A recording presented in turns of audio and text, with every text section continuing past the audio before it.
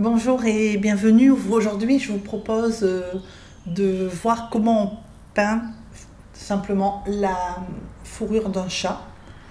Donc c'est applicable à n'importe quel animal à fourrure. Bon là j'ai choisi le chat. Ce sont des extraits d'un cours complet qui fait à peu près 3 heures et qui est disponible depuis aujourd'hui sur Patreon, sur abonnement, mais sans engagement. Ça veut dire que vous pouvez prendre un mois, arrêter, revenir, comme vous voulez, c'est du streaming. C'est vraiment très souple comme formule. Alors, voici la photo de référence sur Pixabay. Alors, j'ai choisi cette photo pour 2 raisons. La première, pour le pelage, parce que c'est un chat tigré simple, c'est-à-dire qu'il y a des chats qui sont tigrés avec beaucoup plus de couleurs, donc ça, il est simple, et il a les yeux fermés. Alors pourquoi? Parce qu'on a commencé à apprendre à peindre les chats avec ce cours-là, qui est disponible sur Patreon, où là on a peint les yeux. La semaine dernière, ou il y a 15 jours, on a vu un chat simple, bicolore, et aujourd'hui on voit le chat tigré, et dans les 2-3 semaines qui viennent, il y aura notre cours, le dernier entre guillemets, mais pour clore cette série sur les chats, au moins provisoirement, un chat qui a un pelage un peu plus complexe, avec les yeux ouverts, puisqu'on monte en niveau progressivement. Au niveau du matériel, il y a la palette que j'ai utilisée, qui est la palette en haut, avec les couleurs que j'ai utilisées. Et ensuite une palette simplifiée, si vous n'avez pas toutes les couleurs, si vous débutez, on n'a pas forcément toutes les couleurs, donc voilà, je vous ai proposé une palette simplifiée. On peut remplacer la terre de sienne brûlée par de la terre d'ombre brûlée, par exemple, le rose par un autre rose, et le bleu par du bleu d'outre-mer, par exemple, donc ça pose pas de soucis. Et le blanc de titane, l'équivalent, c'est la gouache blanche. Au niveau des pinceaux, c'est une gamme de pinceaux ronds qui va du 10 en fait à 0, parce que j'ai utilisé du 0 et j'ai oublié de le mettre. Et au niveau du papier, donc c'est du Saunders Waterford dans le sens paysage. Alors la première chose qu'on fait une fois qu'on a fait l'esquisse, c'est d'humidifier les zones de pelage. C'est-à-dire, comme il est blanc, je vais pas mettre de la peinture sur du blanc. Donc, j'humidifie la partie qui est rousse. Voilà, tranquillement. Il faut juste prendre le temps de le faire soigneusement. Voilà. Et une fois qu'on a humidifié le chat, j'ajoute ma couleur de base, qui est donc alors, terre de sienne naturelle. Si vous prenez la palette simplifiée, terre de sienne naturelle et jaune de Naples, si voilà, vous voulez faire comme moi. Donc tranquillement, il n'y a pas de... Je fais ça, alors c'est quand même assez grand, moi c'est du 36/40 ou 41, donc c'est quand même assez grand. Du coup j'ai pris un pinceau, c'est du 10 ou du 12, enfin il faut prendre un pinceau assez gros.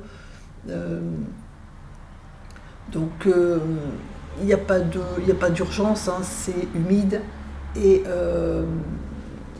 on dépose juste un tout petit peu de couleur de base, donc on prend son temps. Vous voyez que même s'il fait chaud, je ne me presse pas plus que ça, parce que j'ai le temps de le faire. Je viens d'humidifier, mon papier est encore humide. Voilà, je prends le temps de le faire. Si vraiment ça sèche en cours de réalisation, au lieu de continuer à mettre de la peinture, vous rehumidifiez et vous continuez ensuite votre peinture. Voilà, donc là l'objectif c'est de mettre de la peinture partout où le chat est roux, voilà, tranquillement. Et une fois qu'on a fait cela, j'ai dans la foulée, j'ai mis mon arrière-plan. Bon, moi je l'ai fait turquoise.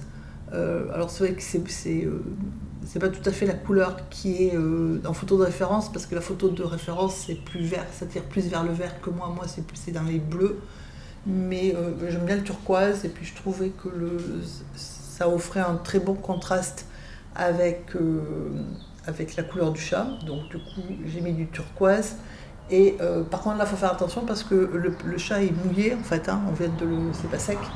Et si vous ne faites pas attention, vous allez rentrer le bleu, enfin le turquoise ou le bleu, ou quelle que soit la couleur que vous mettez dans votre chat, et ce sera assez catastrophique. Voilà, donc si vous n'avez pas de turquoise, vous pouvez mettre du violet, ça fera très joli aussi, ou du bleu, voilà, ou même du vert. Enfin, il y a plusieurs couleurs qui conviennent, il faut le faire selon ce qui vous plaît. Alors, je suis dans le chat hyper sec, d'ailleurs vous êtes en train de voir, vous venez de voir, je viens d'absorber un peu le trop plein d'eau. Je vais mouiller la Ovapo parce que j'ai pas voulu mouiller partout, voilà, même si je m'homogénise un peu avec le pinceau, mais loin du chat, parce que mon chat n'est pas sec et que si je vais toucher mon chat qui est mouillé avec de l'eau, l'eau va rentrer dans mon chat. Et c'est pas ce que je veux. Alors l'eau rentre dans le chat, ce serait pas le pire. Le pire, ce serait que le bleu, enfin ma couleur de fond rentre dans le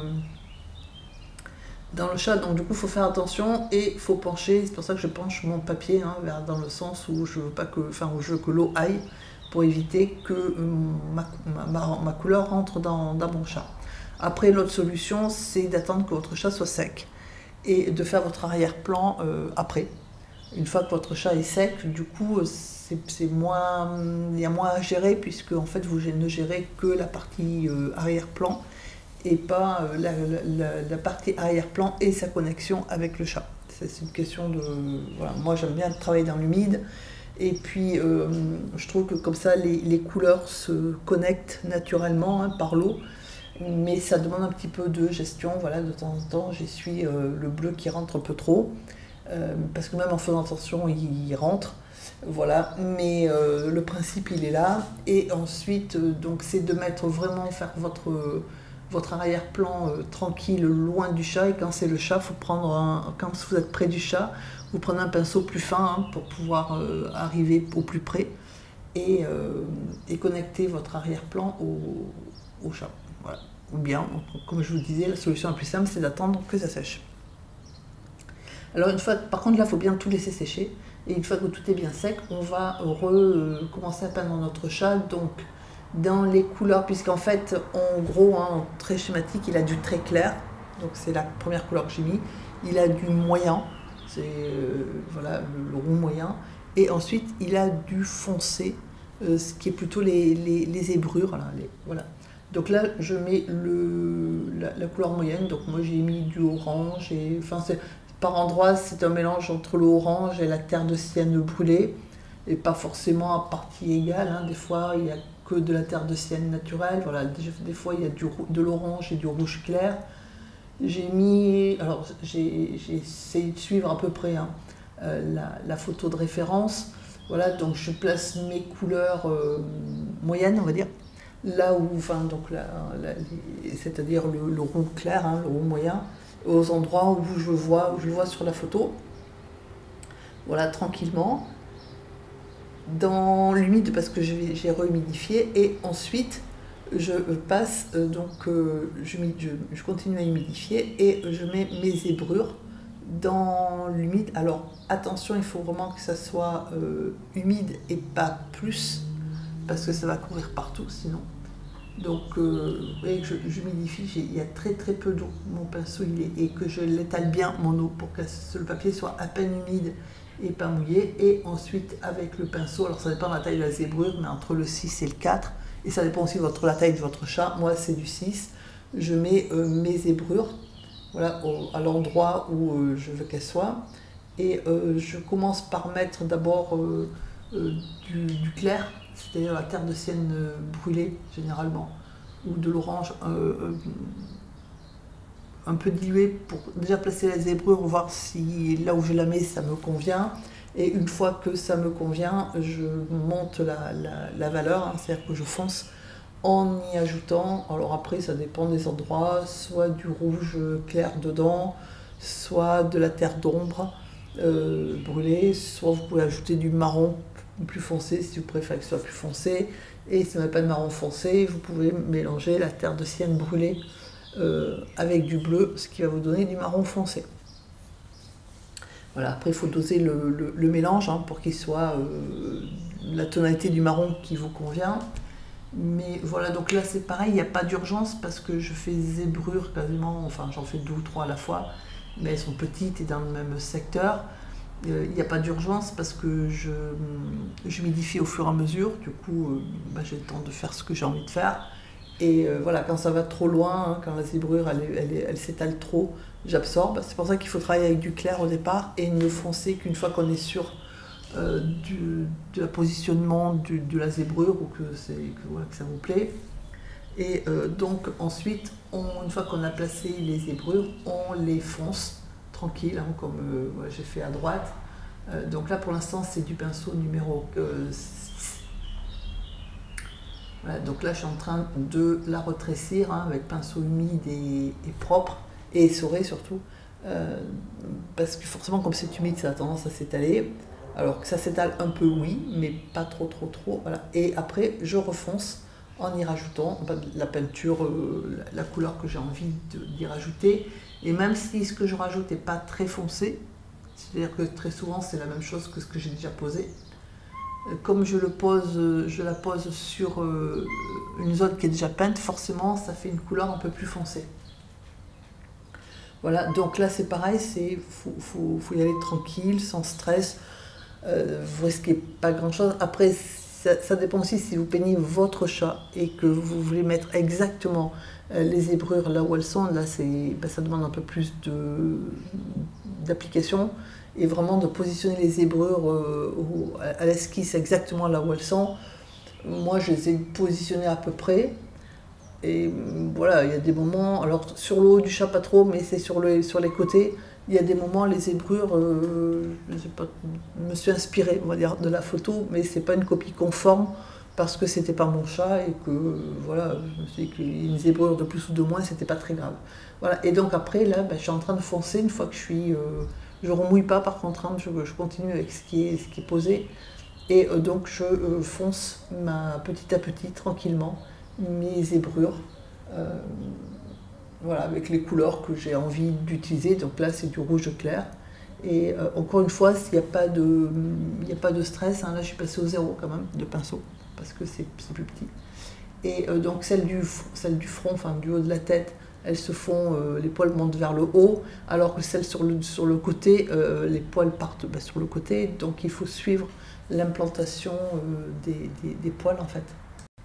Voilà, une fois qu'on a fait les zébrures, alors comme il y en a quand même beaucoup, si vous commencez d'un côté, une fois que vous avez fini les zébrures, là où vous avez travaillé en premier, c'est sec, du coup il n'y a pas à attendre. Et donc là, c'est sec du coup, hein, le papier.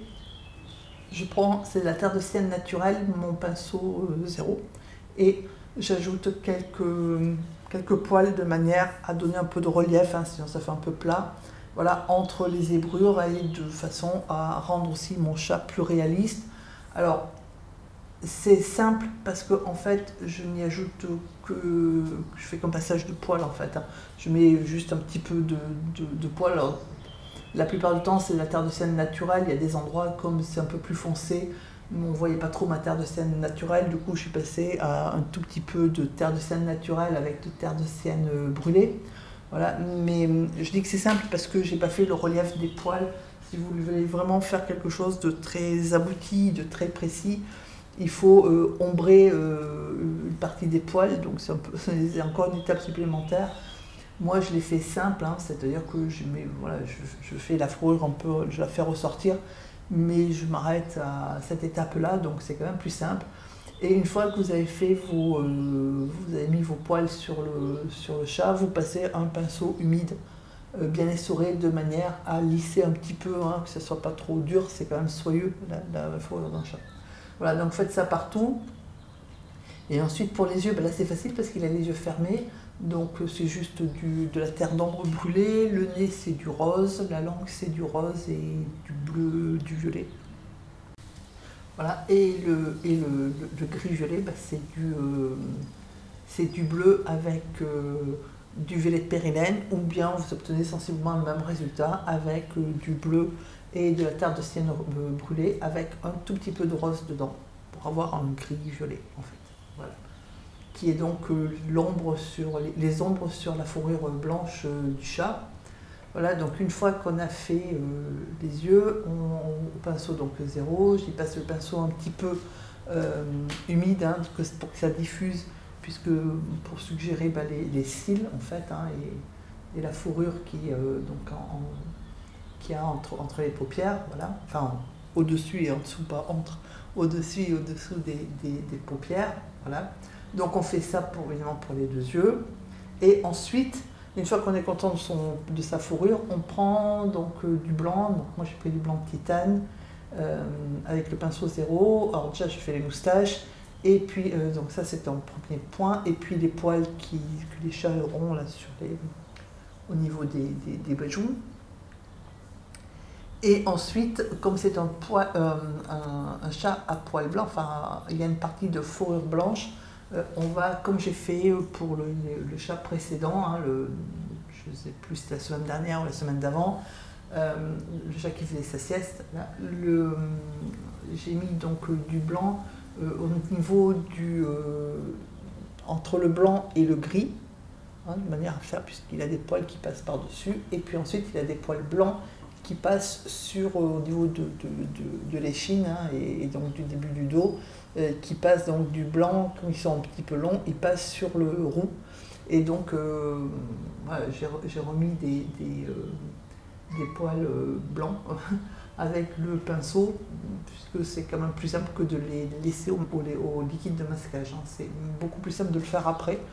Ça fait beaucoup moins d'ennui que d'utiliser les kits de masquage. Voilà, donc après, il manque les finitions, hein, ça prend du temps parce que forcément, on le fait au pinceau fin, et et puis surtout poil par poil, donc voilà, là il y en a beaucoup, donc ça prend, j'en ai fait un peu plus. Et une fois qu'on a fini à droite, on fait à gauche, et on fait aussi au niveau donc, de la pâte. Le petit duvet qui est autour de la pâte, et puis ensuite au niveau donc, du cou et de l'échine. Voilà. Mais là encore, c'est sec, donc on prend le temps de le faire. Voilà les poignets sourcils. On prend vraiment c'est sec, il n'y a pas d'urgence. C'est une question de temps et d'application. Hein. Le cours complet fait presque 3 heures, fait quasiment 3 heures.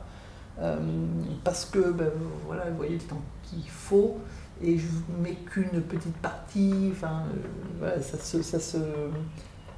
se répète partout où le chat a des poils blancs, donc en sachant qu'il y a des fois où il faut repasser sur le premier trait, hein, ça c'est normal, s'il n'est pas assez blanc, on le voit peu. Voilà, donc là je fais les poils de la fourrure qui vont du cou, qui vont sur l'échine. Il y a des moments, surtout quand ça passe sur du foncé, on voit le blanc, il a du mal à s'imposer, donc des fois il faut attendre que ça sèche et refaire un passage de blanc. Voilà, ça prend un petit peu de temps. Voilà, donc j'espère que ça va vous aider à faire de jolis chats ou chiens, parce que c'est pareil, hein, c'est les mêmes façons de faire, les mêmes techniques, et je sais que vous allez vous régaler à peindre vos animaux de compagnie, ou juste pour le plaisir, même si vous n'en avez pas, peindre des animaux. Je vous souhaite une excellente journée et je vous dis à très bientôt.